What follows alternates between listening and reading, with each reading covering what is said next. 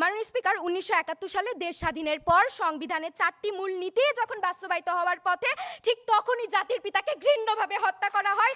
America ও পাকিস্তানের এজেন্ডাকে বাস্তবায়িত করার জন্য রাষ্ট্রনায়কদের হত্যা করার এইসব ঘটনা ধিক্কারজনক।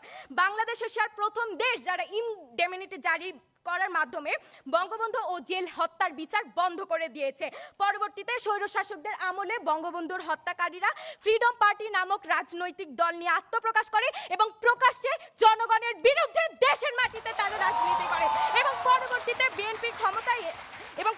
বিএনপি ক্ষমতায় এলে তারা তৎকালীন বিরোধী দলীয় নেত্রী শেখ হাসিনাকে হত্যার ছক করতে থাকে এবং এরই প্রেক্ষিতে 2000 সালের 7ই জুলাই কোটালীপাড়ার সমাবেশস্থল ও হেলিপ্যাডের কাছে বোমা বিস্ফোরণ ঘটে এবং প্রথম আলোর তথ্য মতে এতে একজন নিহত ও 7 জন আহত হয় এবং সেখানে তারা ব্যর্থ হলে 2001 সালে তারা পুনরায় বোমা বিস্ফোরণ ঘটায় এবং সেখানেও তারা ব্যর্থ হলে তারা 2004 সালের 21শে আগস্ট গ্রেনেড হামলা করে এবং এতে 24 জন নিহত হয় এবং আহত হয় প্রায় 300 জন নেতাকর্মীরা। শুধু এতেই নয়, তাদের শোষণামলে তারা 5 বার দুর্নীতিতে চ্যাম্পিয়ন হয়।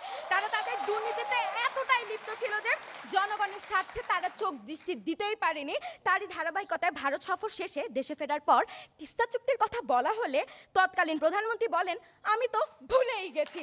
তারা তাদের আমলে এতটাই নোংরা রাজনীতি করতেন যে তারা দ্বিতীয় সংসদ তৈরি করতে চেয়েছিলেন এবং নাম দিতে চেয়েছিলেন হাওয়া ভবন। মাননীয় স্পিকার, বিরোধী দল বাংলাদেশ জাতীয়তাবাদ উজ্জ করে ধর্মভিত্তিক জাতীয়তাবাদ প্রতিষ্ঠা করতে চেয়েছিল।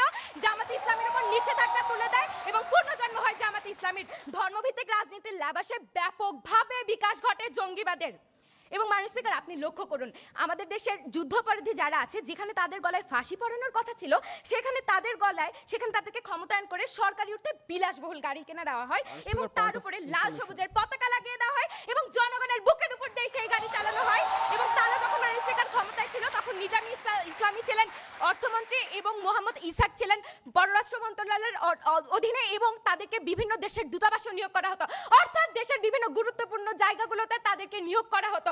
এবং মাননীয় স্পিকার, আপনি যদি দেখেন 2013 সালে যখন আমার সরকার এই যুদ্ধাপরাধীদেরকে বিচারের আওতায় আনতে চায় এবং যখন গণজাগরণ মঞ্চের আত্মপ্রকাশ ঘটে, যখন গণজাগরণ মঞ্চে একটাই দাবি, ফাঁসি ফাঁসি ফাঁসি চাই, যুদ্ধাপরাধীদের ফাঁসি চাই, দড়ি লাগলে দড়ি নে, যুদ্ধাপরাধীদের ফাঁসি দে স্লোগানে মুখরিত, ঠিক তখনও তারা যুদ্ধাপরাধীদেরকে বাঁচানোর জন্য হরতাল ডাকে এবং সেই একদিনের হরতালে মাননীয় স্পিকার প্রায় 1,500 কোটি টাকা ক্ষতি হয়। তাই মাননীয় স্পিকার, আমরা বলতে চাই যে শুধু বিরোধিতা করে নয়, বরং কাঁধে কাঁধ মিলিয়ে দেশের উন্নতির জন্য এগিয়ে আসছে এবং আজকে সরকারের ব্যর্থতা না দেখিয়ে সুস্থ রাজনীতিতে আপনারা নেমে আসুন, দেশকে ভালোবাসুন, দেশের প্রেমে এগিয়ে আসুন। এবং তাই সমস্বরে বলে যেতে চাই, অমর হোক তোমার দীপ্ত নাম, স্বাধীনতার সুবর্ণ জয়ন্তীর ক্ষণে। প্রিয় স্বদেশ, তোমাকে জানাই সালাম।